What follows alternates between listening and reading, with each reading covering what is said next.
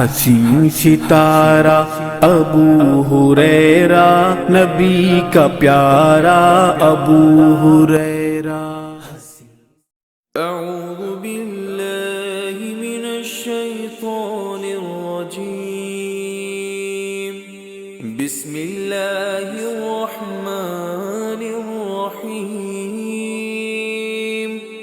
ان الحمد للہ نحمده ونستعینه ونستغفره ونؤمن به ونتوکل علیہ ونعوذ باللہ من شرور انفسنا ومن سیئات اعمالنا، من يهده الله فلا مضل له ومن يضلل فلا هادي له، واشهد ان لا اله الا الله وحده لا شريك له، واشهد ان محمدا عبده ورسوله، اما بعد فان خير الحديث كتاب الله، وخير الهدي هدي محمد صلى الله عليه وسلم، وشر الأمور محدثاتها، وكل محدثة بدعة، وكل بدعة ضلالة، وكل ضلالة في النار۔ فأعوذ بالله من الشيطان الرجيم، بسم الله الرحمن الرحيم، يا أيها الذين آمنوا اتقوا الله حق تقاته ولا تموتن إلا وأنتم مسلمون۔ رب اشرح لي صدري ويسر لي أمري واحلل عقدة من لساني يفقهوا قولي۔ قابل احترام سامعین اکرام، اللہ عز و جل جو رب العالمین ہے، کائنات کی ہر شے اسی کے حکم سے ہے، اور کائنات کی ہر شے کا خاتمہ اسی کے حکم سے ہے۔ دن و رات کی گردشیں، دن کا اجالا رات کا اندھیرا، بارش کا برسنا، گرمی کا محسوس ہونا، سردی کا محسوس ہونا، یہ سب کچھ اللہ عز و جل کے نظام میں سے۔ اللہ تعالیٰ مجھ کو آپ کو کسی بھی چیز کے ذریعے آزما سکتا ہے۔ یہ موسموں کا آنا جانا، یہ بھی اللہ کی آزمائش ہے۔ یہ انسان کی زندگی میں دنوں کا آنا جانا، یہ بھی اللہ کی آزمائش ہے۔ کبھی انسان کی زندگی میں رمضان کا مبارک مہینہ بھی آتا ہے، جمعہ کا دن بھی آتا ہے، عید الاضحیٰ کا دن بھی آتا ہے، عید الفطر کا دن بھی آتا ہے۔ یہ سب کچھ انسان کی آزمائش کے لیے کہ کس طریقے سے وہ اللہ کے احکامات اور نبی صلی اللہ علیہ وسلم کی تعلیمات کو لے کر اپنے ہر دن کو گزارے، اللہ کی طرف رجوع کرے، اپنے جو سو گناہوں سے جو سو اللہ سے توبہ استغفار کرے، اور جو اعمال جس موقع پر، جس وقت پر، جس طریقے سے کرنا آپ صلی اللہ علیہ وسلم نے سکھایا ہے، ان اعمال کو ویسے کر کر دنیا میں بھی کامیابی حاصل کرے اور اللہ کی رضا حاصل کرے۔ عزیز دوستو، موسموں کے ساتھ دنوں کا آنا جانا، یہ زندگی کا ایک سسٹم ہے، ایک نظام ہے۔ اللہ تعالیٰ نے ہماری زندگی میں اب پھر سے ایک نیا اسلامی کیلنڈر یا نیا سال کا جو سو آغاز کر دیا ہے۔ اسلامی مہینے کا پہلا سال کا نیا مہینہ، پہلا مہینہ محرم کے مہینے کا آغاز دنیا کے جو سو بیشتر حصوں میں جو سو ہو چکا ہے۔ اس موقع پر یوں تو نہیں کیا جائے گا، لیکن حدیث ضرور پڑھی جائے گی، من تشبہ بقوم فہو منہم، جو کوئی دوسرے قوموں کی مشابہت کرے گا کسی بھی معاملے میں، اس معاملے میں وہ دوسری قوم والا ہی شمار ہوگا۔ یہ یہود، نصارہ اور دیگر کا طریقہ کار ہے کہ ان کے قریب جو نئے سال کا آغاز ہوتا ہے اس پر خوشی منانا یا جو سو کئی طریقے رسم و رواج کرنا، لیکن آپ صلی اللہ علیہ وسلم کی زندگی میں 63 مرتبہ محرم کا مہینہ آیا، یا نبوت کے بعد 23 مرتبہ آپ صلی اللہ علیہ وسلم کی زندگی میں یہ محرم کے مہینے کا آغاز ہوا۔ ہر سال جو سو نئے مہینے کا آغاز ہوا، لیکن کبھی آپ صلی اللہ علیہ وسلم اور آپ صلی اللہ علیہ وسلم کے صحابہ کرام نے ایسی خوشی یا جہالت کا جو سو لوگوں کے سامنے مناظر پیش نہیں کیے، کیونکہ وہ دین کا حصہ ہی نہیں، جیسے مشرکین یہود اور نصارہ نئے سال کے موقع پر پیش کرتے ہیں۔ ایک طرف تو خوشیوں کا معاملہ بنا کر لوگوں کو خرافات میں جو سو ڈالا جاتا ہے، لیکن یہ کہ ہر مہینے چاند دکھتا ہے، اور جب ہر مہینے چاند دکھتا ہے، اللہ کے نبی صلی اللہ علیہ وسلم ایک دعا پڑھنا سکھائے کہ اللہ اس چاند کو ہم پر امن کے ساتھ، سلامتی کے ساتھ، اسلام کے ساتھ داخل کر دے۔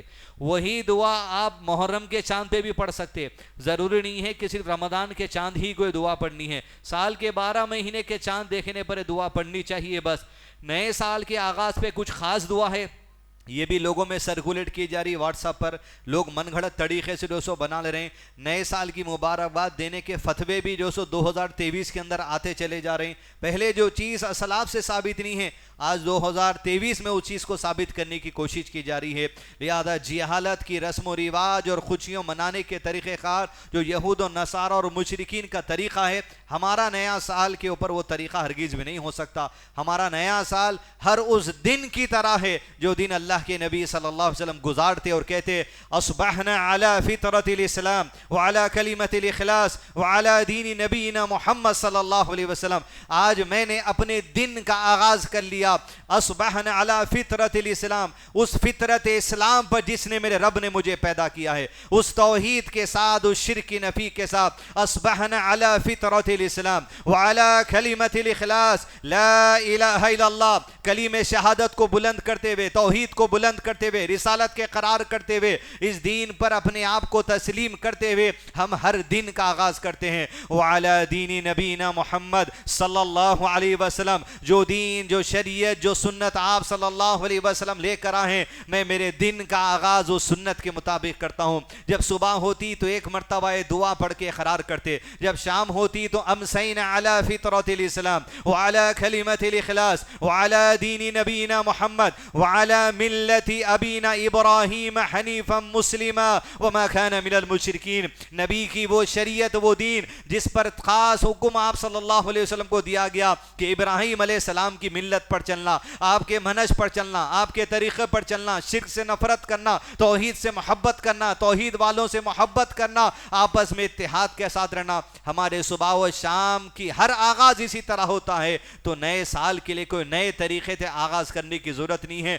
ہر دن توحید، اقرار، رسالت کے ساتھ جو سو آغاز کرنا آپ صلی اللہ علیہ وسلم نے سکھایا ہے۔ ایک طرف یہ ہے یہود و نصارہ اور کلچر کو مسلمانوں کے نئے سال میں پیوست کرنے کی کوشش کی جا رہی ہے، دوسری طرف یہ ہے کہ نیا سال آتے ہی ایک ایسا جو سو پکچر پریزنٹ کر دیا جاتا ہے آپ کے سامنے، ایک ایسے تصور کو رکھ دیا جاتا ہے کہ محرم غم کا مہینہ، محرم صدمے کا مہینہ، محرم جو سو ماتم کا مہینہ۔ محرم جب آ جاتا ہے تو آپ کے سامنے ایک برسوں سے ایک ایسی جو سو نظریے کو پیش کیا جا رہا ہے کہ نکاح نہیں کر سکتے، سفر نہیں کر سکتے، کاروبار کا آغاز نہیں کر سکتے، زندگی کے نئے فیصلے نہیں لے سکتے، اس لیے کہ غم کا مہینہ ہے، صدمے کا مہینہ ہے۔ عزیز دوستو یاد رکھیے، ہر مسلمان کے دل میں شہادت حسین رضی اللہ عنہ کی اگر تکلیف نہیں ہے تو ایمان کا وہ حصہ اس کے اعلیٰ ترین درجوں میں نہیں ہو سکتا۔ جس طرح میرے اور آپ کے قریب حضرت حسین کی شہادت کا درجہ ہے،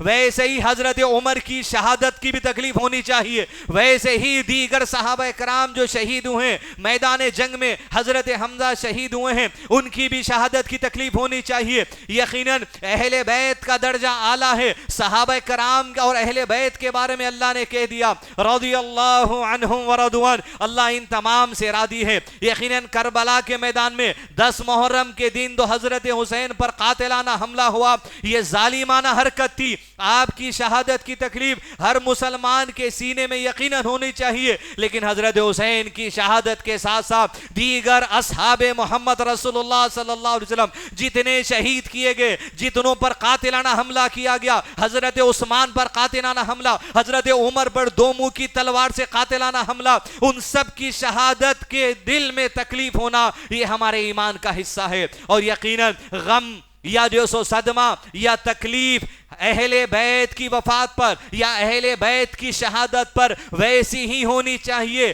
کہ جس وقت حضرت حسین رضی اللہ عنہ کو ظالموں نے شہید کیا۔ عزیز دوستو، اہل بیت کے کئی لوگ اس وقت دنیا کے اندر موجود تھے، اہل بیت کے دل میں جو غم منانے کا طریقہ حضرت حسین کی شہادت پر تھا، قیامت تک آنے والے مسلمانوں کے دل میں اہل بیت کے طریقے پر ہی غم منانا چاہیے کہ حضرت حسین کی شہادت کے موقع پر کئی اہل بیت باحیات تھے، لیکن کسی نے اپنے سینے کو نہیں پیٹا، لیکن کسی نے اپنے سینے کو چیخ کر جو خون نہیں نکالا، بلکہ اللہ کے رسول صلی اللہ علیہ وسلم نے فرمایا کہ قبر کا عذاب کا مستحق ہے وہ عورت جو نوحہ کرتی ہے، چیخ و پکار کرتی ہے، کسی کی موت پر، میت پر ماتم شور مچاتی ہے، گریبان پھاڑتی ہے، ایسے لوگوں کے لیے قبر کے عذاب کی وعید سنائی گئی ہے۔ لہذا عزیز دوستو، ایک طرف نئے سال کا آغاز ہوتا ہے، کچھ ہے آپ کو خوشی منانے پر ابھارتے ہیں، دوسرے نئے سال کا آغاز ہوتا ہے، کچھ ہے آپ کو غمزدہ بنا دیتے ہیں، شادیوں سے دور کر دیتے ہیں۔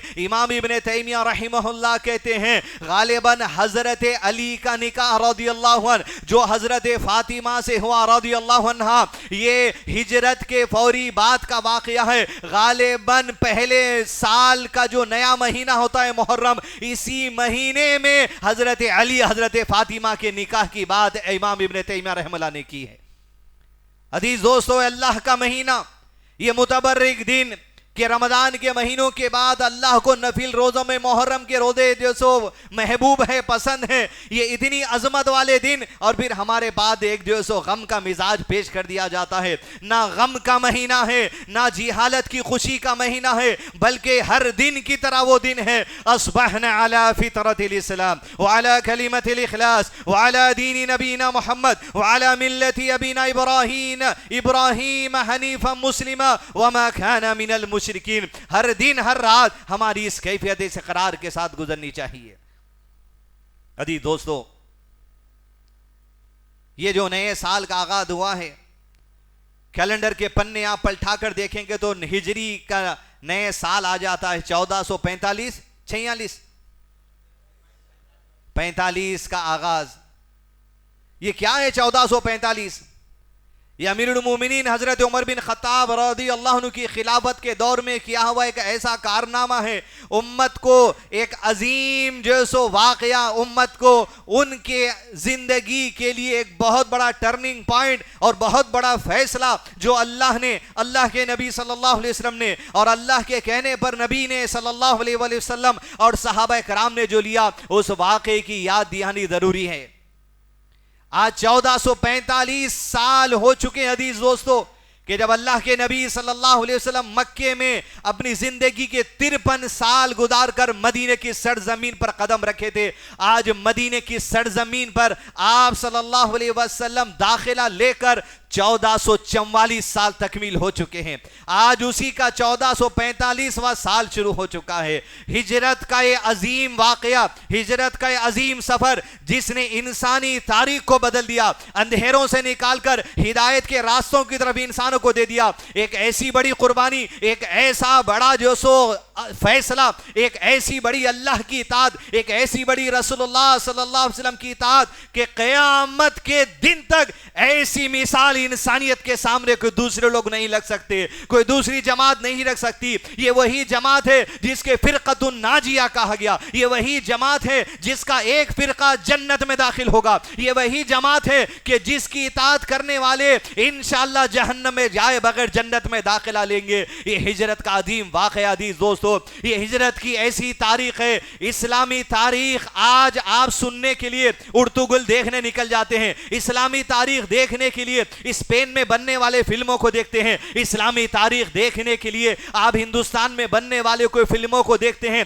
یاد رکھیے، اسلامی تاریخ میں اور مسلم تاریخ میں فرق ہوتا ہے۔ مسلمان کئی بادشاہ دنیا میں آج ہیں، کئی بادشاہ پہلے گزرے ہیں، اس حیدرآباد کے اندر قلی قطب شاہ گزرے، نظام گزرے، بڑے بڑے لوگ گزرے۔ یہ اسلامی تاریخ نہیں ہو سکتی، یہ مسلمانوں کی تاریخ ہے، کمی پیشی کے ساتھ تاریخ ہے۔ ان کی نمازیں کیسی تھی، ان کا حج کیسا تھا، ان کی نمازوں کی کیا پابندی تھی، وہ اسلامی تاریخ نہیں ہو سکتی، یہ مسلمانوں کی تاریخ ہے۔ اگر حقیقی معنی میں زمین پر اگر اسلامی تاریخ اگر کوئی ہے تو صرف اور صرف نبی محمد صلی اللہ علیہ وسلم کی زندگی اسلامی تاریخ ہے، اور نبی کی زندگی میں جو صحابہ کرام کی زندگی تھی اسی کو اسلامی تاریخ کہا جاتا ہے۔ ارطغرل اسلامی تاریخ نہیں ہو سکتا، کوئی دوسرا پکچر اسلامی تاریخ نہیں ہو سکتا۔ یہ مسلمانوں کی تاریخ ہے جس میں نمازیں نہیں ہیں، جس میں زنا تھا ہوگا، جس میں شراب نوشی تھی، جس میں ظلم و ستم تھا، جس میں قتل و غارت گری تھی، جس میں سیاسی جنگیں تھی۔ لیکن اسلامی تاریخ اگر ہے تو محمد رسول اللہ صلی اللہ علیہ وسلم، صحابہ کرام کی جماعت کی تاریخ کو اسلامی تاریخ کہا جاتا ہے۔ یہی اسلامی تاریخ کا اگر کوئی عظیم واقعہ زمین پر اگر کوئی ہے جو قیامت تک پھر کبھی نہیں آ سکتا، وہ ہجرت النبی محمد رسول اللہ صلی اللہ علیہ وسلم کا واقعہ ہے کہ 40ویں سال میں آپ صلی اللہ علیہ وسلم کو جو نبوت عطا کی گئی، شروع کے 3 سال آپ انفرادی طور پر مکہ کے لوگوں میں دعوت دین کا کام کرتے تھے۔ وہ کیسے مکہ کے لوگ جو ابراہیم علیہ السلام اور اسماعیل علیہ السلام کی شریعت پہ عمل کرتے تھے، حج کرتے تھے، عمرہ کرتے تھے، طواف کرتے تھے، حاجیوں کو جو سو روٹی شوربہ کھلاتے تھے، سب کچھ ان کے اندر تھا، لیکن اس کے ساتھ ساتھ ان کے اندر بت پرستی آ گئی۔ لبیک اللہم لبیک لا شریک لک لبیک کہتے تو اس کے بعد یہ کہتے الا شریک واحدہ، مگر یہ پتھر ایک شریک ہے، اس سے بھی دعائیں مانگیں گے۔ اس طرح 300 سے زائد بتوں کی پوجا کرنے والی وہ قوم تھی۔ بات بات پر تلوار نکال کر سالوں تک جنگیں لڑنے والی وہ قوم تھی۔ عورت کو بیچنے والی قوم تھی، عورت کو خریدنے والی قوم تھی، بچی کو زندہ دفن کرنے والی قوم تھی، سود نوشی کرنے والی قوم تھی، شراب بیچنے خریدنے پینے والی قوم تھی، عورتوں کا ناچ دیکھنے والی قوم تھی، زنا کرنے والی قوم تھی کہ جس قوم کی عورتوں میں کچھ عورتیں ایسی ہوتی جن کے گھروں پر جھنڈیاں لگی ہوتی، یہ اشارے کے لیے مرد آ کے وہاں پر ہم بستری کر سکتے ہیں، دھندے چلا کرتے تھے۔ اس طریقے سے خرافات کا معاملہ،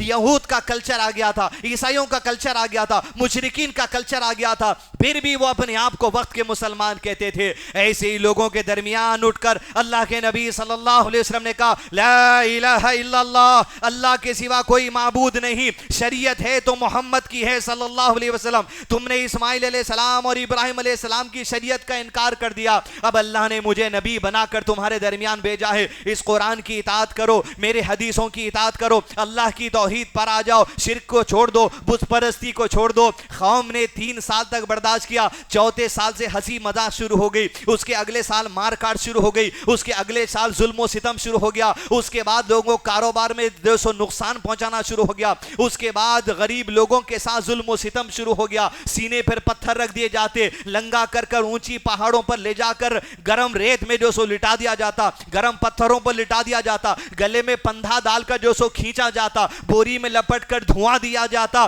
طریقے سے تکلیفیں دینے کی کوشش کرتے، حتیٰ کہ آپ صلی اللہ علیہ وسلم کے لیے جب 10 سال مکے میں دعوت دین کے جو سو تکمیل ہوئے، مکمل طور پر بائیکاٹ کر دیا گیا تمام مسلمانوں کو۔ 3 سال شیب ابی طالب میں ایسا مسلمان رہ گئے کہ جہاں پر دودھ پینے والے بچوں کے لیے دودھ نہیں ہوتا، دودھ نہیں ملنے کی وجہ سے بچوں کی رونے کی آوازیں مکے کی گھاٹیوں کے درمیان میں سنائی دیتی، حتیٰ کہ مجبور ہو گئے زمین کے پتے بھی توڑ کر کھانے کا دن آ گیا، چمڑے کو چوس کر جو سو دن بتانے کا دن بھی آ گیا۔ حتیٰ کہ جب یہ دن گزرتے گئے، اللہ عز و جل نے جتنا آزمانا تھا اپنے نبی محمد رسول اللہ صلی اللہ علیہ وسلم کو آزمایا، صحابہ کرام کو آزمایا۔ جب 13 سال کے بعد دین تو دنیا میں غالب نہیں ہوا تھا، مکے میں چند گنتی کے لوگ تھے جنہوں نے دین اسلام کو قبول کر لیا تھا، لیکن یہ دین کا پیغام دنیا کے اندر پھیل چکا تھا کہ وہ آخری نبی، وہ آخری شریعت جس کا ذکر تورات اور انجیل میں ہم سنا کرتے تھے،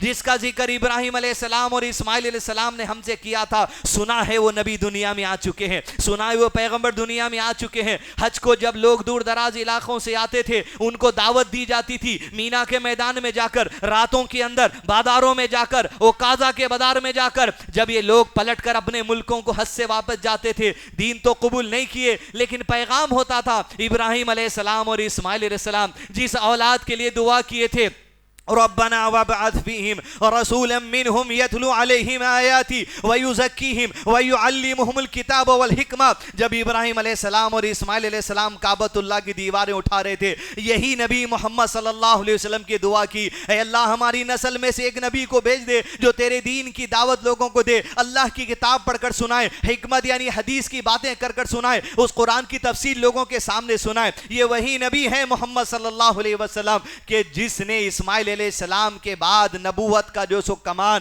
مکے کے لوگوں کے لیے سنبھالی، اور پھر 10 سال ہوئے، اس کے بعد اللہ عز و جل نے اسماعیل علیہ السلام کی شریعت کو تکمیل ہونے کے بعد نبی صلی اللہ علیہ وسلم کی شریعت کو قائم کیا۔ 13 سال تک جتنا آزمانا تھا آزما لیے گئے صحابہ کرام اور اللہ کے نبی صلی اللہ علیہ وسلم۔ اب دین دنیا میں غالب ہونا تھا، دنیا میں پرچار ہو چکا تھا، دنیا میں بات عام ہو چکی تھی، وہ نبی آ چکے ہیں، لیکن نبی کی نبوت پہ قرار ہونا باقی تھا، قرآن کو لوگوں लोगों तक पहुंचाना बाकी था, हदीस तक पूरी बुनियादी तौर पे पहुंचाना बाकी था, बादशाहों तक पैगाम पहुंचाना बाकी था, हुकूमतों को तक पैगाम पहुंचाना बाकी था, नेशनल इंटरनेशनल लेवल पर दीन की सरबुलंदी का काम बाकी था। अल्लाह अज़्ज़ व जल ने जब चाहा हुक्म दे दिया कि तमाम मुसलमानों को तालीम दे दी गई कि अब तुम में से जब अल्लाह हुक्म देता है, जो कोई अल्लाह और उसके रसूल की इताअत करने वाला है उसे चाहिए कि मक्का छोड़कर मदीना हिजरत करके चले जाए। अजीज दोस्तों, जैसे ही अल्लाह ताला का हुक्म कुरान मजीद की आयत के जरिए नाजिल हो गया,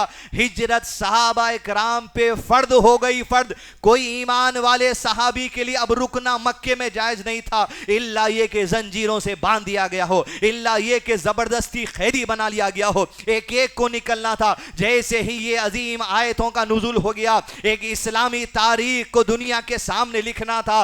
2 महीने के अंदर अंदर तकरीबन सहाबा इकराम की जितनी जमात ने इस्लाम को कबूल किया था, जो शायद 100 के करीब थे या 100 से ज़ायद थे, बहुत कम तादाद थी, 2 महीने के अंदर अंदर तकरीबन सारे सहाबा हिजरत करके मदीना चले गए। अजीज दोस्तों, मदीना जब जाना पड़ा, यह बात ऐसी नहीं है कि जुल्म सितम से बचा गया, यह बात ऐसी नहीं है कि मुसलमानों को मुशरिकीन मक्का के जुल्म से बचाना था। बात तो ये थी ही, बात ये भी थी कि मुसलमान जो इस्लाम कबूल किए थे उनको ईमान पे कायम रखना था, उनके जान का तहफ़्फ़ुज़ था, उनके माल का तहफ़्फ़ुज़ था, उनके दीन का तहफ़्फ़ुज़ था। दुनिया में यही साहब की जमात को लेकर मस्जिद रहीम खां में सुनने वाले आज जो लोग हदीस हैं, वो कुर्बानियां साहबा कराम की बचाना था, वो कत्ल गारतगिरी साहबा कराम की बचाना था, ताकि आज हम उनकी लिखी हुई अहादीस को सुन सके, आज हम उनके हाथों से लिखी हुई जो सीरत को सुन सके। ये कारनामा करना था साहबा कराम को। हिजरत का हुक्म दिया गया कि आप सल्लल्लाहु अलैहि वसल्लम की जिंदगी के नबूवत के 13 साल के बाद अब बाकी 10 साल आप सल्लल्लाहु अलैहि वसल्लम को मदीना में गुजारना है, अमन और शांति के लिए नहीं, लेकिन दीन को गालिब करने के लिए भेजा गया। लेकिन अजीज दोस्तों, ये मेरी बेवकूफ़ी होगी अगर मैं ये समझ रहा हूं कि मक्के की जिंदगी के मुश्किलात से बचाने के लिए मदीना मुसलमानों को भेज दिया गया। अजीज दोस्तों, ये इल्म की कमी होगी, ये नज़रिए की कमी होगी, ये मनहज की कमी होगी, दीन इस्लाम की तालीम की सही समझ की कमी होगी। बात ये है, जो आजमाइश मक्के में थी वो आजमा लिए गए। अब मक्की ज़िंदगी की आजमाइश के बाद ये हिजरत के सफ़र से जो आजमाइशें शुरू हो गई, ये ऐसी आजमाइशें मक्की ज़िंदगी में भी सहाबा कराम को नहीं मिली थी। जो आजमाइशें अजीज दोस्तों मुझ तक और आप तक दीन इस्लाम पहुंचाने के लिए मदनी जिंदगी के आगाज पर हो चुके थे, हिजरत के आगाज पर हो चुके थे, यहीं से आजमाइशों का दौर शुरू हो गया था। अजीज दोस्तों, आजमाइश की पहली घड़ी तसव्वुर करके देखिए आप, वो अबू बकर सिद्दीक रज़ियल्लाहु अन्हु, वो उमर बिन खत्ताब रज़ियल्लाहु अन्हु, जिनके बाप दादा मक्के में, जिनकी जायदादें मक्के में, जिनका कारोबार मक्के में, जिनके बीवी बच्चे मक्के में, जिनका घर बार मक्के में, जिनके रिश्तेदार मक्के में, जिनका कबीला मक्के में, जिनकी पहचान मक्के में, जिनका पॉलिटिकल रसूख मक्के में,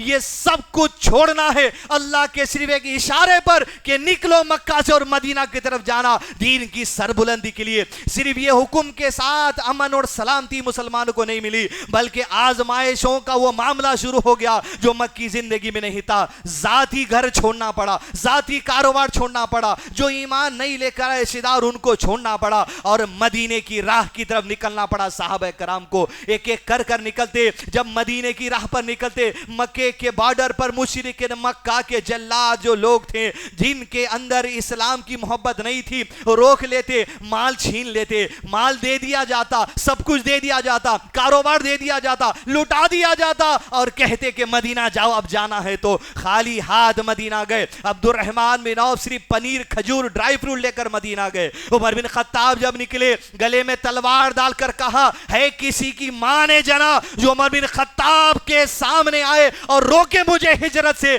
गले में तलवार डालकर शेरों की तरह हिजरत करने के लिए। किसी को लूट लिया गया, किसी की जायदाद हड़प ली गई, किसी का घर हड़प लिया गया, किसी के रिश्तेदार जो इस्लाम कबूल नहीं किए थे उन्हें रोक लिया गया। कोई शेरों की तरह निकले, लेकिन निकले किस राह की तरफ निकलना है? क्या मदीने में जाती घर था? क्या मदीने में रिश्तेदार थे? नहीं थे। एक ऐसी रास्ता था, एक ऐसी मंजिल थी, लेकिन ठिकाना नहीं था। मदीने مسلمانوں کا استقبال کر رہے تھے، مکے سے آنے والوں کا، جنہیں ایک مہاجرین کہا جاتا ہے، اور مدینے والوں کو جو انصار کہا جاتا ہے، خیمے ڈال کے رکھ دیے تھے، ٹینٹ ڈال کے رکھ دیے تھے، روڈ پر تھا، ریگستان میں رہنا تھا، سڑکوں پر رہنا تھا، جہاں جگہ ملی وہاں رہنا تھا. کب تک؟ جب تک کہ محمد رسول اللہ صلی اللہ علیہ وسلم مدینہ تشریف نہیں لاتے. بس اطاعت، ان کی زندگی، ان کی دنیا، ان کی آخرت، ان کے دن، ان کو رات، بس اللہ کے نبی صلی اللہ علیہ وسلم کے اشارے کی محتاج تھی. آپ صلی اللہ علیہ وسلم کی حدیث کی محتاج ہو گئی تھی، بس آپ کے انتظار میں تھے.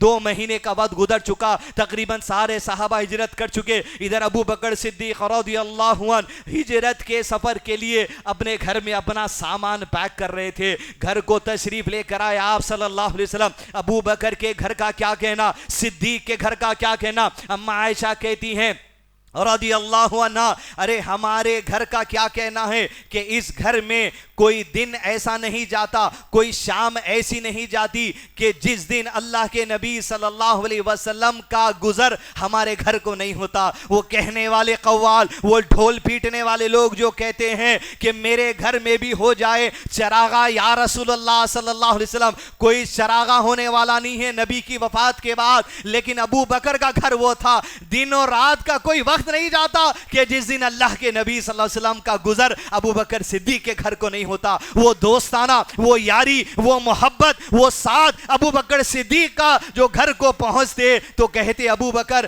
کیا تمہارا ہجرت کا ارادہ ہے، سامان اپنا تیار کر رہے ہو؟ ابو بکر نے کہا رضی اللہ عنہ، ہاں اللہ کے نبی صلی اللہ علیہ وسلم دوسرے صحابہ جس طرح ہجرت کر رہے ہیں میں بھی ہجرت کر رہا ہوں، بتائیے میرے باپ آپ پر قربان. یہ وہ حدیث ہے جس میں 4 مرتبہ ابو بکر صدیق نے کہا میرے باپ آپ پر قربان. بتائیے اللہ کے نبی صلی اللہ علیہ وسلم میری ہجرت کے بارے میں آپ کا کیا خیال ہے؟ کہا ابو بکر صدیق سے، اے ابو بکر رک جاؤ، مجھے امید ہے کہ اللہ مجھے ہجرت کا خاص حکم دینے والا ہے، تب میں چاہتا ہوں کہ تم میرے ہجرت کے ساتھی بن کے میرے ساتھ چلنا. کہا میرے باپ آپ پر قربان ہے اللہ کے نبی صلی اللہ علیہ وسلم، کیا یقیناً ایسا ہونے والا ہے؟ کہا ابو بکر امید ہے رب کی ذات سے، تیرے نبی صلی اللہ علیہ وسلم کا قریب ہجرت کا خاص حکم ہونے والا ہے. یہ عام حکم تمہارے لیے تھا، یہ خاص حکم میرے لیے آنے والا ہے. زندگی گزرتے گئے، 4 مہینے تک 2 اونٹنیوں کو گھاس کھلا کر، گھاڑ کا پتا کھلا کر تیار کرتے گئے تاکہ ایک اونٹنی پر محمد رسول اللہ صلی اللہ علیہ وسلم بیٹھے، ایک اونٹنی پر ابو بکر بیٹھے.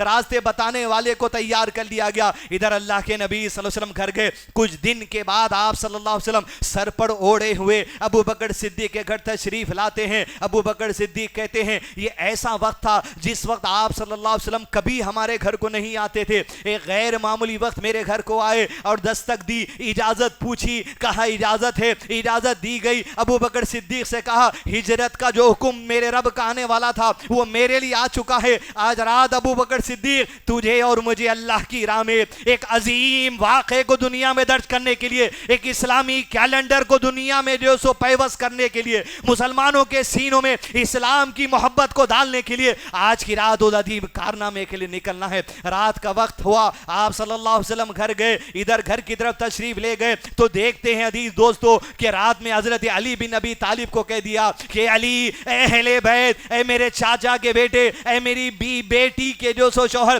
علی بن ابی طالب رضی اللہ عنہ سے کہا آج کی رات تمہیں میرے بستر پر سونا ہے، محمد کے بستر پر سونا ہے صلی اللہ علیہ وسلم. ادھر مشرکین مکہ دیکھ چکے، ایمان والے مکے میں نظر نہیں آتے، مکہ خالی ہو چکا ہے. شام کا وقت تھا، ارادہ کر لیا گیا کہ آج کی وہ رات ہے جب تلواروں سے لیس صبح کی نماز کے لیے جب آپ صلی اللہ علیہ وسلم اپنے گھر کے باہر نکلیں گے، گھر کی چوکھٹ پہ ہی آپ کے جسم کے ٹکڑے کر دیے جائیں گے. ایک جو سو برا ارادہ کر کے آپ صلی اللہ علیہ وسلم کی گھر کے باہر تلواریں لے کر جو سو نوجوان بیٹھے ہوئے تھے، جنہیں اعلان کر دیا گیا جو کوئی محمد کو صلی اللہ علیہ وسلم زندہ یا مردہ پکڑ کر لائے گا 100 سرخ اونٹ دیے جائیں گے. چوکھٹ کے باہر بیٹھے ہیں، صبح کا وقت تھا. آپ صلی اللہ علیہ وسلم جب اپنے گھر کے دروازے کو رات کے اس حصے میں کھولے تو دیکھا کہ مشرکین مکہ آپ کے گھر کے باہر تلواریں لے کر بیٹھے ہیں. مٹی کی چند کنکری آپ نے ہاتھ میں لی. وَجَعَلْنَا مِن بَيْنِ أَيْدِيهِمْ سَدًّا وَمِنْ خَلْفِهِمْ سَدًّا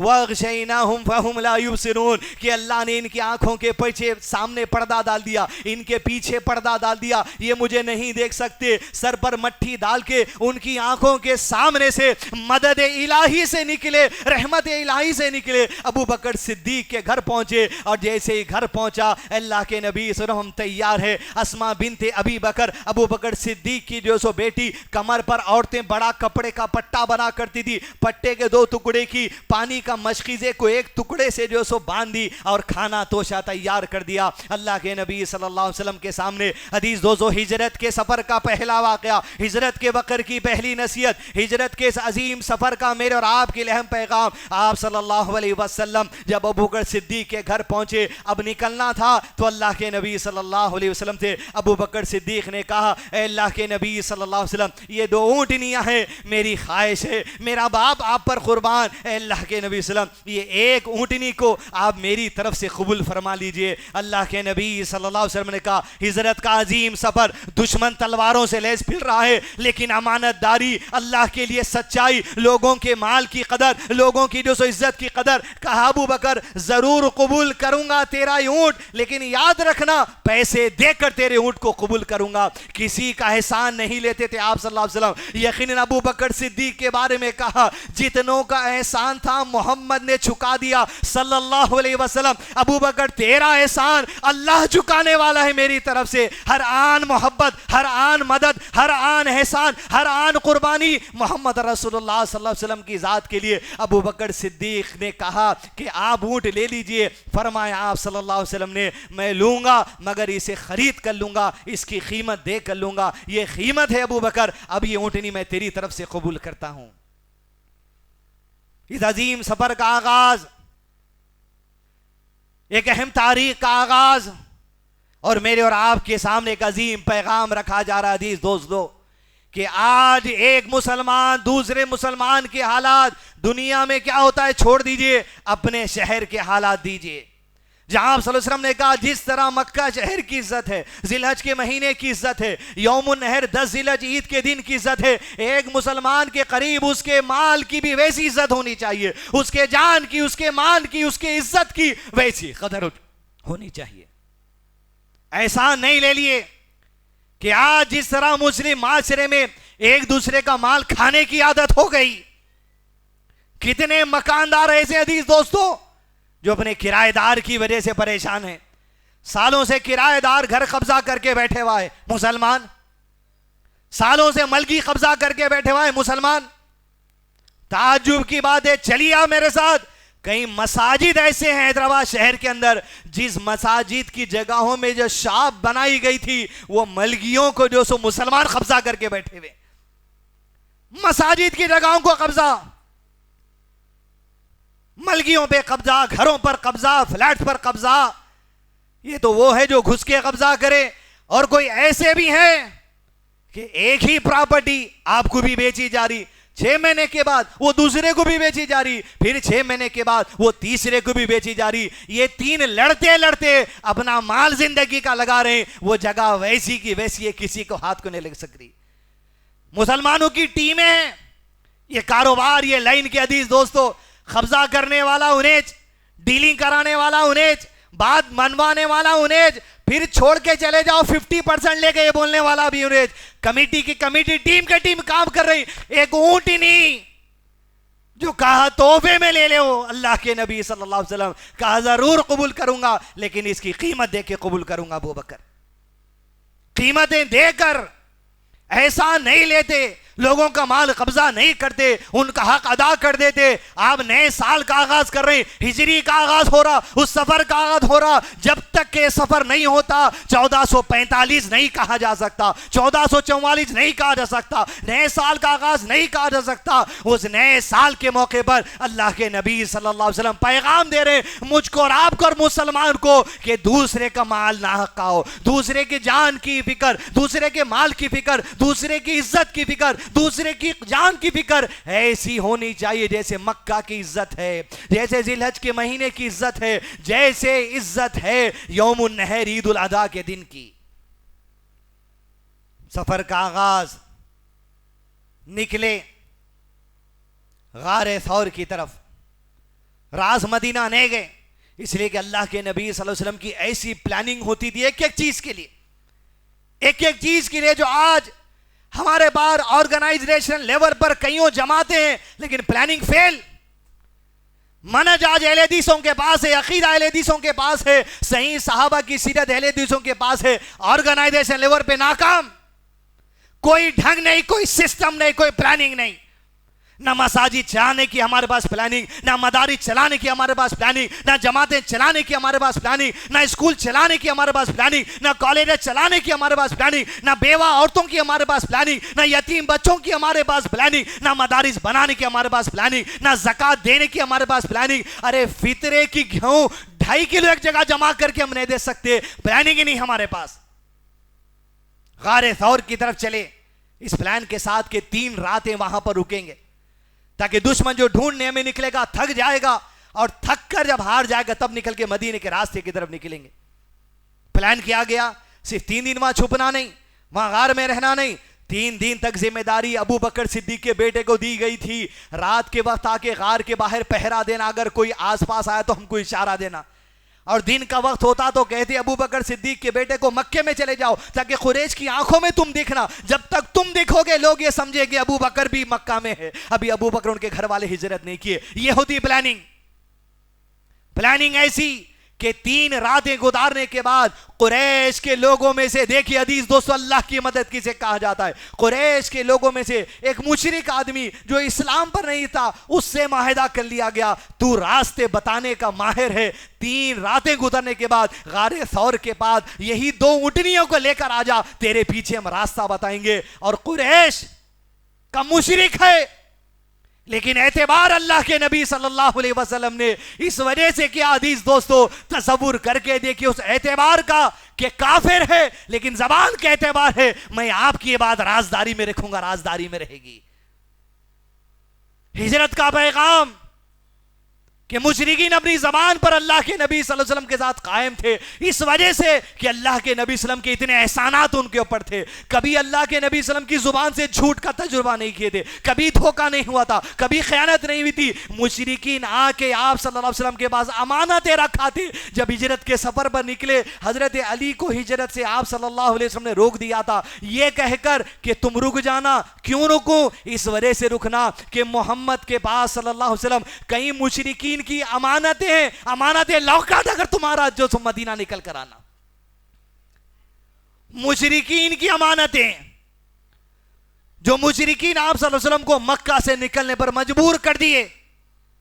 عزیز دوستو آج امانت داری, دھوکہ دہی, خیانت, جائیدادوں کا قبضہ, دھوکہ دے دینا آج مسلم معاشرے کے اندر عام ہوتا چلا جا رہا. اب یہ ویڈیو نکلتا, کوئی لوگ تھوڑے دن پہلے 1.5 سال پرانا ویڈیو ڈال دیے حیدرآباد کے کلچر پہ. سعودی عرب سے ایک صاحب فون کر کے بول رہے ہیں, دوسری جگہ سے فون کر کے بول رہے ہیں, ارے مل صاحب آپ پورے حیدرآباد والوں کو بولتے رہے, سب ایسے نہیں ہے نا. ارے والا میں بھی تو حیدرآباد کا ہوں, جب حیدرآباد والوں کو بولا جا رہا تو میں بھی شامل ہوں نا اس میں. آپ دل پہ کیوں لے رہے ہیں؟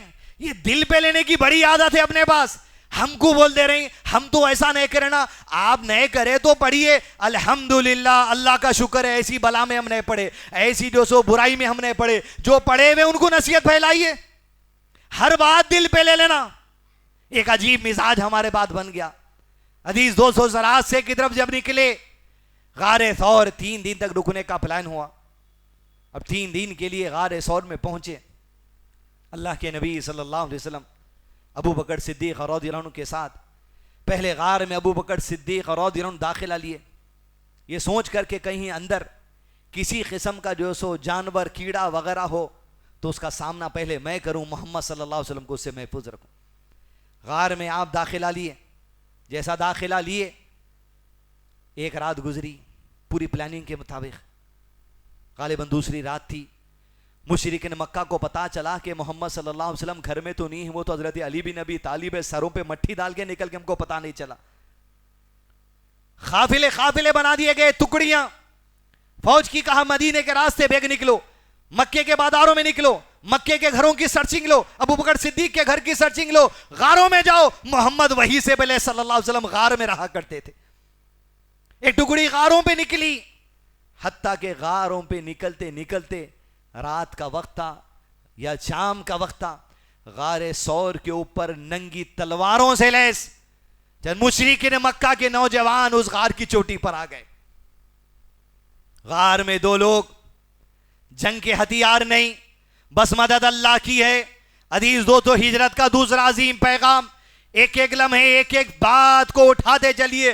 وقت کے حساب سے 3 یا 4 باتیں آپ کے سامنے پیش کروں، لیکن سیرت کو سنیے، سمجھیے، پڑھیے، غور کریے، اپنی زندگی کے حالات بدل جائیں گے انشاءاللہ۔ غار ثور، دوسرے دن کی شام، غالباً مشرکین مکہ غار ثور کی چٹان کے اوپر ابو بکر صدیق کو محسوس ہوا کہ کوئی ہے ہمارے سر کے اوپر۔ آپ نے آنکھ اٹھا کر دیکھی تو مشرکین مکہ کے وہ نوجوان جو ننگی تلواروں کے ساتھ لیس تھے، ان کے جوتے دکھائی دیے۔ ابو بکر صدیق اپنے چہرہ اندر لائے، کہ اللہ کے رسول صلی اللہ علیہ وسلم، جو دشمن ہمارے سر کے اوپر ہیں، تصور کر کے دیکھیں سچویشن، ایک طرف یہ اور دوسری طرف یہ، جو یونیفارم سول کوڈ کی بات کہی جا رہی، NRC کی بات کہی جاتی، CAA کی بات کی جاتی، ایک طرف 13 سالہ زندگی کی محنت، وہ ساری محنت مدینہ منتقل ہو گئی اس غار کے اوپر۔ اگر یہاں کچھ ہو جاتا، مدد تو اللہ کی یقیناً ساتھ ہے نبی صلی اللہ علیہ وسلم اور صحابہ کرام اور پورے مومنین کے۔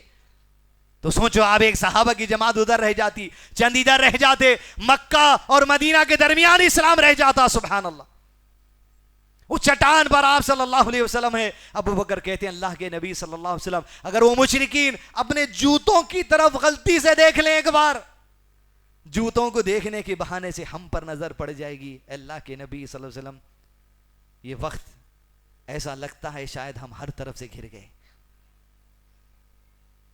سچویشن تصور کر کے دیکھیں آپ،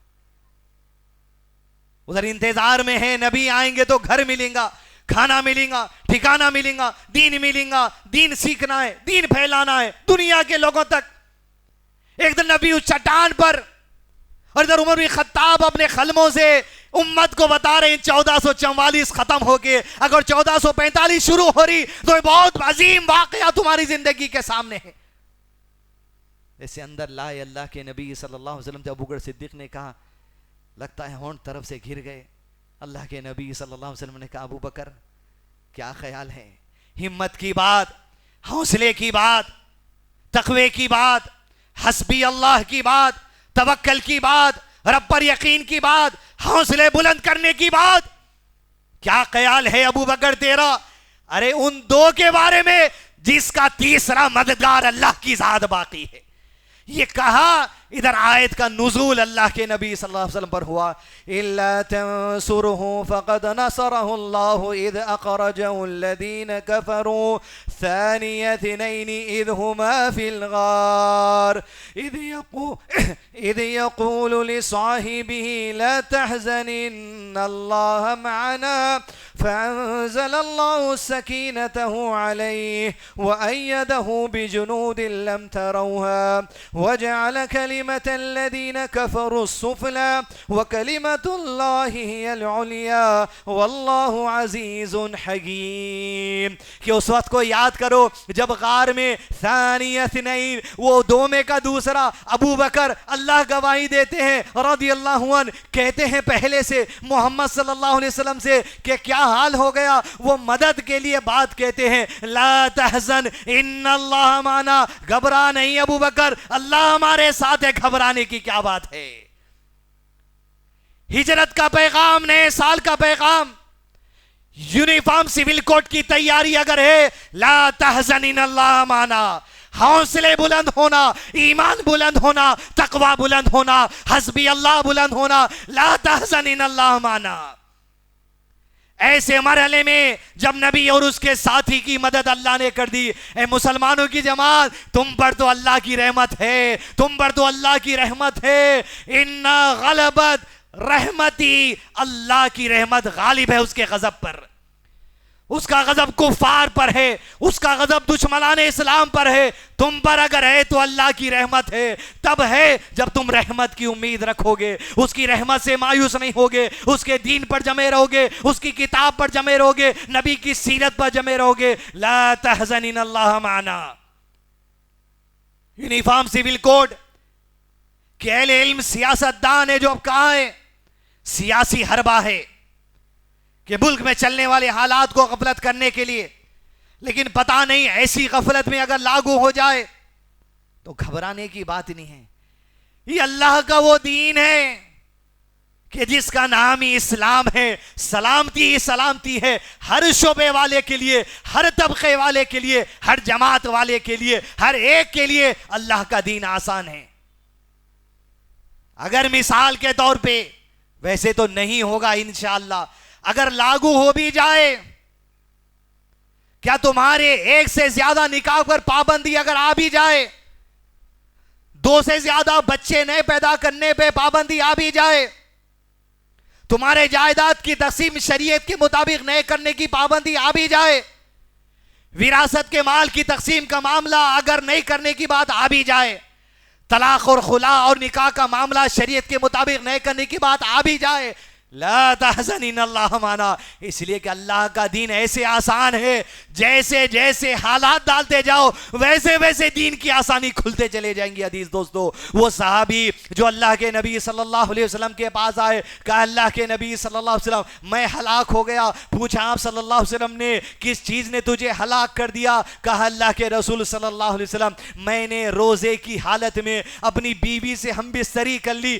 بہت بڑا گناہ ہو گیا, مجھے آپ کفارہ بتا دیجئے کیا گناہ کا کفارہ ہے. فرمایا آپ صلی اللہ علیہ وسلم نے اب تو کفارہ یہ ہے کہ غلام کو آزاد کرنا پڑے گا. کہا اللہ کے نبی صلی اللہ علیہ وسلم میرے پاس غلام کو آزاد کرنے کی طاقت نہیں ہے. جیسا معاملہ آیا ویسے آسانی کھلتی گئی. کہا اگر تیرے پاس یہ نہیں ہے 2 مہینے کے مسلسل روزے رہ جا. کہا اللہ کے نبی صلی اللہ علیہ وسلم اتنی طاقت جسم میں نہیں ہے کہ مسلسل 2 مہینے کے روزے رکھ لوں, اگر ایک روزہ بھی چھوٹ جائے پھر 2 مہینے کے رکھنا پڑے گا. یہ دین کی بات آئی, کہا میرے لیے برداشت نہیں ہو سکتی. پھر آسانی آ گئی, کہا پھر 60 مسکینوں کو کھانا کھلا دے, یہ اللہ کی طرف سے کفارہ ادا ہو جائے گا. کہا اللہ کے نبی صلی اللہ علیہ وسلم پہلی بات نہیں تھی, آسانی آ گئی, دوسری آسانی آ گئی, تیسری آسانی آ گئی, لیکن میرا معاملہ کچھ اور ہے. میرا معاملہ یہ ہے میں 60 مسکینوں کو تو کیا ان سے کم کو بھی کھانا کھلانے کی طاقت نہیں رکھتا.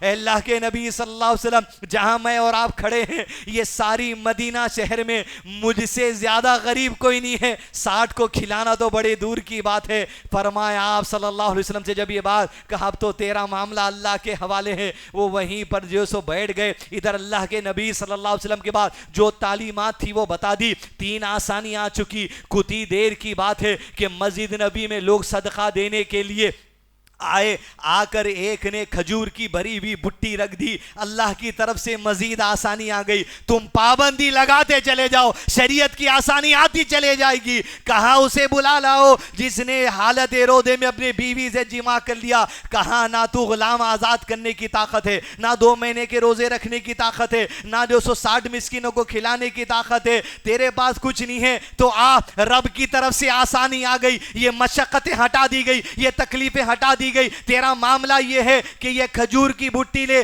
مدینے میں لوگوں کو بانٹ دے. 60 نہیں 6 میں بڑھتے ہوں گے, تیرا کفارہ ادا کر دینے والا ہے اللہ عز و جل. ڈالو پریشر, لاؤ پابندی, ہر اینگل سے دین کی آسانی ہمارے بعد موجود ہے. ابھی ختم نہیں ہوا واقعہ, جتنا ڈرا دے ڈرائیے آپ. یونیفارم سول کوڈ کے لیے نئے سال کا آغاز مسلمان کر رہے ہیں, آپ بل کا آغاز کر رہے ہیں. لا تحزن ان اللہ معنا, غار ثور سے اعلان ہو چکا ہم تمام کے لیے.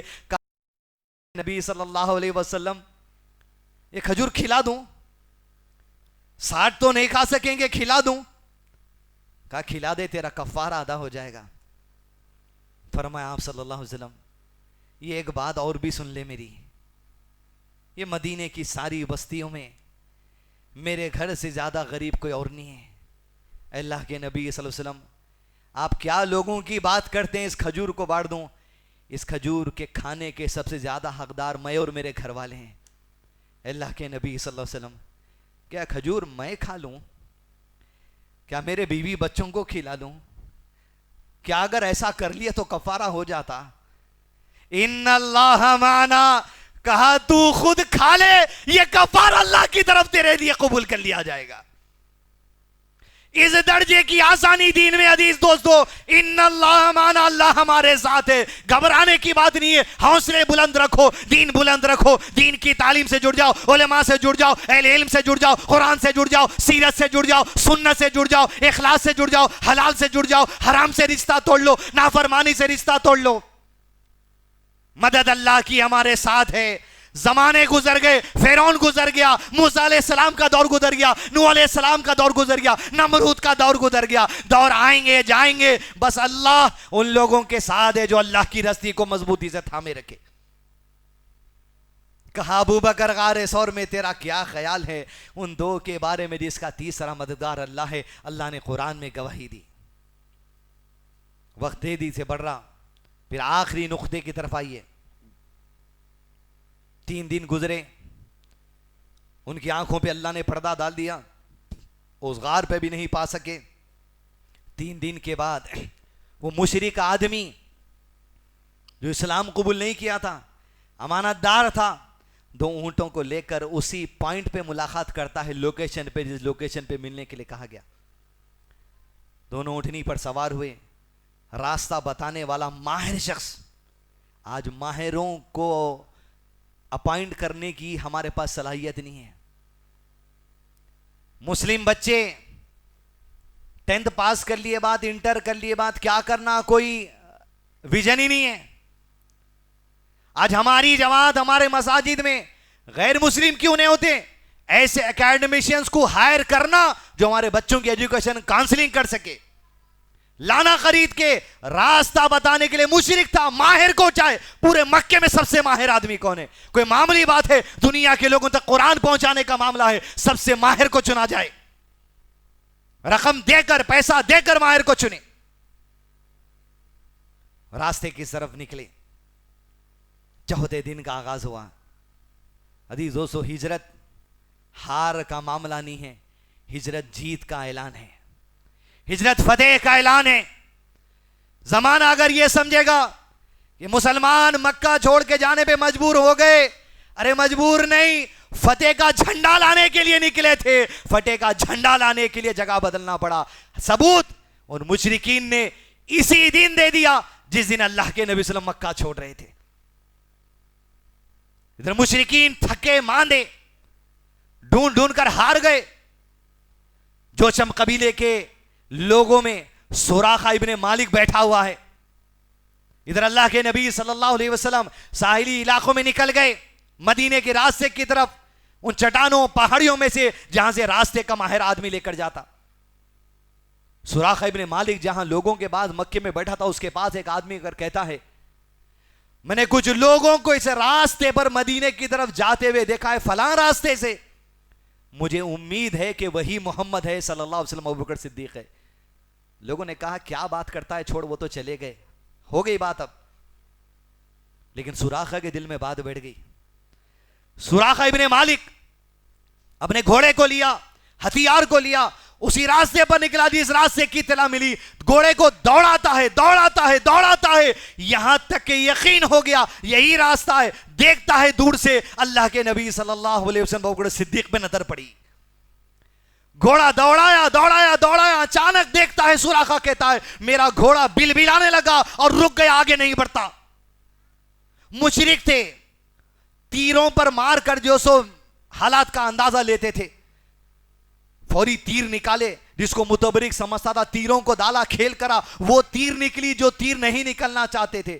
لیکن پھر گھوڑے کو مجبور کیا، آگے بڑھتے گئے، یہاں تک کہ اللہ کے نبی صلی اللہ علیہ وسلم اور ابوبکر صدیق کی اونٹنی کے قریب پہنچنے کو تھے، گھوڑے کے سامنے کے دونوں پیر مٹھی میں دھس گئے۔ جیسے مٹھی میں دھسے، سراقہ ابن مالک نے اتنا کہہ دیا میں نے آپ لوگوں کو امان دے دی ہے، رک جاؤ۔ زمانے کا دستور تھا، کافر کی زبان پہ بھی اعتبار کیا جا سکتا تھا اس زمانے میں، اس لیے کہ جب اللہ کے نبی صلی اللہ علیہ وسلم کو کوئی کہتا، ان احسانات کو یاد رکھ کر کہتا جو نبی صلی اللہ علیہ وسلم نے ان پر کیے تھے۔ ابو بکر صدیق سواری آگے بڑھا رہے تھے، اللہ کے نبی صلی اللہ علیہ وسلم نے کہا ابو بکر رک جاؤ۔ کہا اللہ کے نبی صلی اللہ علیہ وسلم یہ دھوکہ دے سکتا، کہا رک جاؤ، یہ اپنی زبان پر رہے گا۔ سراقہ جب نکلا، اونٹ کے پیر، گھوڑے کے پیر باہر نکالے، اللہ کے نبی صلی اللہ علیہ وسلم کی گفتگو کے لیے گیا. جیت آج ہی اعلان ہو رہی حدیث دوستو, ابھی مدنی زندگی کا آغاز نہیں ہوا. سراقہ ابن مالک کہتا ہے کہ جب میرے گھوڑے کے پیر زمین میں دھس گئے اور میں آپ کا پیچھا کرتے ہوئے یہاں تک آیا, لیکن یہاں پیر دھسے, اسی وقت میرے دل میں یہ بات آ گئی, یقیناً محمد کا دین سچا ہے صلی اللہ علیہ وسلم, دنیا کی کوئی طاقت آپ کو شکست نہیں دے سکتی. کہا سراقہ نے, نبی صلی اللہ علیہ وسلم نے کہا سراقہ ابن مالک ہماری ایک بات سن لے. کہا ہر بات سننے تیار ہوں. کہا بس یہ بات ہمارے اس راستے کی اطلاع رازداری میں رکھنا, کسی کو نہیں بتانا. تو نے کہا یہ رازداری کی ایک شرط ہے, فتح دیکھیے, کامیابی دیکھیے. مکے سے نکل رہے ہیں جب مدینے کے راستے پر ہے, مدینے میں پہنچے نہیں, جنگ احد نہیں, احزاب نہیں, بدر نہیں, کچھ نہیں. سراقہ ابن مالک کہتا ہے میں آپ کی بات راز میں رکھوں گا, لیکن میری ایک کنڈیشن ہے, ایک شرط ہے. کہا کیا ہے؟ شرط یہ ہے مجھے امید ہے کہ اب آپ مدینہ جب جائیں گے بہت جلد بڑی فوج کے ساتھ کامیابی حاصل کرنے کے لیے مکہ فتح کرنے آئیں گے, اور جب جس دن مکہ فتح ہو گیا سراقہ ابن مالک کو آج ہی امان لکھ کر دے دیجئے کہ مجھے اور میرے گھر والوں کو قتل نہیں کیا جائے گا. اللہ کے نبی صلی اللہ علیہ وسلم نے کہا اسے لکھ کر دے دو کہ جب پلٹ کر مکہ آئیں گے ہم سراقہ کے لیے امان لکھ دیتے ہیں. آج ہی ابھی ہجرت کا آغاز ہو رہا. یہ فتح ہے مسلمانوں کی, یہ فتح ہے اسلام کی, یہ محبت, یہ غلبہ جو آج مسلمانوں کے دلوں میں جو اسلام کی محبت تھی وہ کفار کو زمانے میں احساس تھا. اور یہی احساس عزیز دوستو ایک ہائی کورٹ کے جج نے کچھ دن پہلے ہمارے سامنے رکھا, جہاں ادھی پرچھ نام سے ایک فلم نکلی, جہاں ایک دوسرے مذہب کے لوگ جنہیں خدا سمجھتے ہیں ان کی بے عزتی کی گئی. ہمارا جذبہ, ہمارے ایمان کی وہ کیفیت کو کورٹوں میں ذکر کیا جاتا ہے آج بھی, جہاں جج صاحب نے اتنی عمدہ بات کہتی بھی کہی کہ تم نے ایسی پکچر بنا دی جس سے لوگوں کے دل دکھے. ارے اگر قرآن پڑھ کر قرآن کو غلط معنی میں بیان کر کے ایک پکچر بنا کر دیکھو پھر کیا ہوتا. یہ کس کے ایمان کا جذبہ بتایا جا رہا ہے کہ مسلمان اللہ کی کتاب سے بے انتہا شدت کے ساتھ محبت کرتے ہیں, لیکن افسوس کہ قرآن مجید کو اسپین میں لات سے مارا گیا, اللہ اکبر, قرآن مجید کو جلایا گیا عید کے دن مسلمانوں کے سامنے, اور ہندوستان کے اندر نہ جانے کتنے عہدوں پر ہمارے علماء کرام بیٹھے ہوئے ہیں, انٹرنیشنل پلیٹ فارم ٹویٹر کے ذریعے ایک ٹویٹ نہیں کر سکے. رشیا کا صدر ولاڈیمیر پوٹن عید سے ملاقات کر کے مسلمانوں کو کہتا ہے کہ آج اسپین میں قرآن کو جلایا گیا, لیکن یاد رکھو رشیا میں قرآن کو جلانا جرم ہے, سزا ہوگی. کس کی زبان سے اللہ کہلوا رہا ہے؟ ایک عیسائی سے, ایک مشرک سے. اور آج قرآن کی محبت, وہ جذبہ سینے میں نہیں ہے. دن جا رہے, مہینے جا رہے, سال آ رہے ہیں. اصبحنا علی فطرت الاسلام, یہ فطرت اسلام کی قرآن سے اور سنت سے محبت ہمارے سینوں کے اندر ہونا. عزیز دوستو ہجرت کا آغاز سراقہ نے کہہ دیا مجھے امان دینا, یہی فتح تھی. وہاں سے آپ صلی اللہ علیہ وسلم ہجرت کے سفر پہ نکلے اور مدینہ سے پہلے قباء علاقے میں پہنچے. قباء میں 10 دن آپ قیام کیے. قباء میں جب 10 دن قیام کیے تو وہاں مسجد قباء تعمیر کی گئی, جس میں 2 رکعت نفل نماز پڑھنے کا اجر ایسا ہے گویا عمرہ کرنے پہ جو اجر ہے وہ اللہ عز و جل دیں گے, لیکن عمرہ چھوڑ کے خالی نماز پڑھتے نہیں بیٹھ سکتے, وہ اجر اس درجے کا ہے. آخری پیغام, اب ہجرت کا سفر مدینہ پہنچے نے بھی, مدینے سے پہلے قباء ہے. جب قباء پہنچے تو اللہ کے نبی صلی اللہ علیہ وسلم پر آیت نازل ہوئی, واللہ یحب المطہرین, اللہ خوب پاک صاف رہنے والوں سے بہت محبت کرتا ہے. تو اللہ نے یہ بھی بتا دیا یہ طہارت پاک صاف رہنے والوں کا جو ذکر اس آیت میں آپ پر نازل ہوا یہ قباء والوں کا ہے جہاں ہجرت کے راستے میں آپ رکے ہوئے ہیں. اللہ کے نبی صلی اللہ علیہ وسلم نے قباء کے لوگوں سے پوچھا تمہاری طہارت کا ذکر قرآن مجید میں ہے, کیسی طہارت لیتے ہو؟ کہا مٹی سے بھی صاف کرتے ہیں، پانی سے بھی صاف کرتے ہیں. کہا تمہاری طہارت کا ذکر تو قرآن میں ہے، اللہ محبت کرتا ہے پاک صاف رہنے والوں سے. ہجرت کے سفر کا پیغام پاکی ہے، صفائی ہے. عزیز دوستو، سب سے پہلا جائزہ منہ کا لیجئے. لال ہے، پیلا ہے، زردہ ہے، گٹکا ہے، منک چنڈ ہے، گوا ہے، کیا ہے؟ منہ کا جائزہ لیجئے. پہلے جسم کا جائزہ لیجئے. اللہ کے نبی صلی اللہ علیہ وسلم کے بارے میں تمام ازواج مطہرات میں یہ بات سب سے زیادہ مشہور تھی کہ آپ صلی اللہ علیہ وسلم کو سب سے زیادہ ناپسندیدہ بات یہ تھی جسم کے کسی بھی حصے سے بدبو آنا. ناپسند کرتے تھے.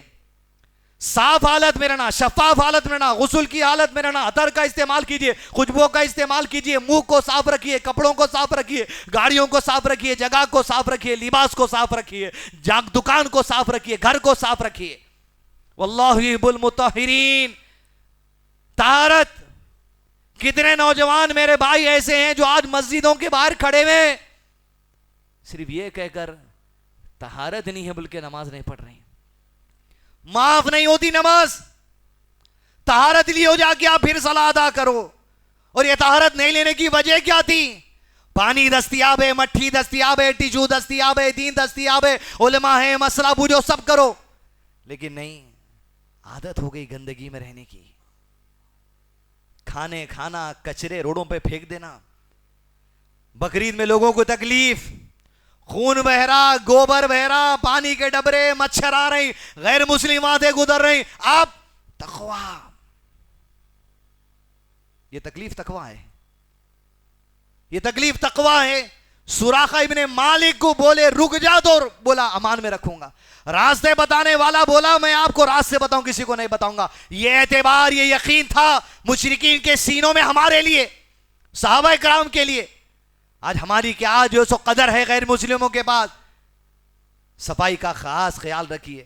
گھروں سے شروع ہونا پڑتا. گھروں میں گھسے، پیمپراں پڑے ہوئے، پیشاب کی بدبو، نماز کی جگہ بس تھوڑی بہت صاف کر لیے، کچرا. عورتوں میں صفائی آنا پہلے. اب پھر آپ کا سینہ ٹائٹ ہو جاتا. بہت اچھا کرے مت صاحب، آپ بھی صاف کرنا، ہاتھ بٹانا. پھر کچرے کی پاکٹ بنی ہوئی تو میری ذمہ داری میں پھینکنا، انہوں نے کرے تو آپ صاف کرنا. واللہ یحب المطہرین. پاک صاف رہنے والوں سے اللہ محبت کرتا ہے. خالی صفائی کی وجہ سے کتنے جو مصیبتیں ٹل جاتے، محبت اللہ کی مل جاتی. عزیز دوستو، قباء سے نکلے اور آپ صلی اللہ علیہ وسلم کے انتظار میں وہ صحابہ کرام جو مدینے میں ہیں انتظار میں ہیں. کب آتے شام تک انتظار کرتے، پھر خیموں میں چلے جاتے. جس دن قباء سے نکلے، یہودی مدینے میں اپنے گھر کے بازو ایک ٹیلا تھا، اس ٹیلے پر کچھ کام کے لیے چڑھا اور دیکھتا ہے قباء سے آنے والا جو راستہ مدینہ کی طرف ہے، سفید کپڑوں میں کچھ لوگ آ رہے ہیں ادھر. جیسے دیکھتا گیا کہیں یہی تو نہیں ہے جس کے انتظار میں لوگ 2 مہینے سے روزانہ ہوتے، دیکھتے، شام ہوتی چلے جاتے واپس خیموں میں. جیسے قریب آئے، یہودی کی نظر پڑی، تورات اور انجیل کی بات یاد آئی، صفتیں چہرے پر پہچان لی، پکار کر کہا اے عرب کے لوگوں، یہ رہے محمد صلی اللہ علیہ وسلم، وہ عظیم شخصیت جس کے انتظار میں تم ہو. یہودی پہچان کے بتایا اللہ کے نبی صلی اللہ علیہ وسلم کی آمد. جیسے پہچانے آئے، دوڑے بچے بچیاں اور دوڑ کر اللہ کے نبی صلی اللہ علیہ وسلم کی اونٹنی قصبہ کی نکیل پکڑ لیتے. کہتے اللہ کے نبی صلی اللہ علیہ وسلم آپ آئیے، آپ کا بھی گھر نہیں ہے، آپ میرے گھر مہمان رہنا. کوئی ڈھکلتا، کوئی آپس میں جھگڑے کی بات نہ ہو جائے کہ ایک دوسرے سے کھینچتے. اللہ کے نبی صلی اللہ علیہ وسلم کہتے اس قصبہ کی نکیل کو چھوڑ دو، یہ محمد کے نہیں صلی اللہ علیہ وسلم، یہ اللہ کے حکم سے چلنے والی اونٹنی ہے. قصبہ مدینے میں داخلہ لیتی ہے، اس مقام پہ رک جاتی ہے اور بیٹھ جاتی ہے. وہیں اللہ کے نبی صلی اللہ علیہ وسلم اترتے ہیں. جہاں قصبہ بیٹھی یہ وہی جگہ ہے جہاں مسجد نبوی صلی اللہ علیہ وسلم کو تعمیر کیا گیا. اور وہیں سامنے ابو ایوب انصاری رضی اللہ عنہ کا مکان تھا. آپ صلی اللہ علیہ وسلم نے کہا خوش نصیبی والی بات پورے صحابہ میں ابو ایوب کے گھر مہمان بن کے رہوں گا جب تک میں اپنا گھر مدینے میں نہیں بنا لیتا. صرف 3-4 باتوں پہ ہم کچھ نصیحت دینے کی کوشش کری تھی دوستو. یہاں سے تو ہجرت شروع ہوئی، ابھی آغاز ہے آزمائشوں کا.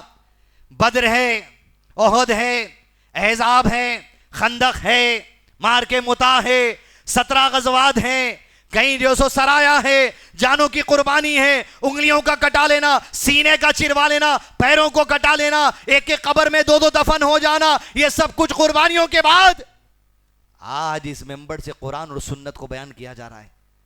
وہ قربانیوں کا احساس کریں، وہ ہجرت کا احساس کریں، اس عظیم واقعے کو اپنی زندگی کا حصہ بنا لیں۔ نہ مبارکبادی کی کوئی ضرورت ہے، نہ غم کی کوئی ضرورت ہے۔ اگر ضرورت ہے تو اطاعت کی ضرورت ہے، پڑھنے کی ضرورت ہے، سمجھنے کی ضرورت ہے، علمی مجلسوں کی ضرورت ہے، سسٹمیٹک انداز میں مسلمان جماعتوں کو مضبوط کرنے کی ضرورت ہے، طہارت کی ضرورت ہے، غیروں کے سامنے دین کو صحیح طریقے سے پیش کرنے کی ضرورت ہے، قرآن کو بلند کرنے کی ضرورت ہے، حدیث کو بلند کرنے کی ضرورت ہے، وعدہ خلافی نہیں کرنے کی ضرورت ہے، مسلمان کی عزت کرنے کی جو سخت ضرورت ہے۔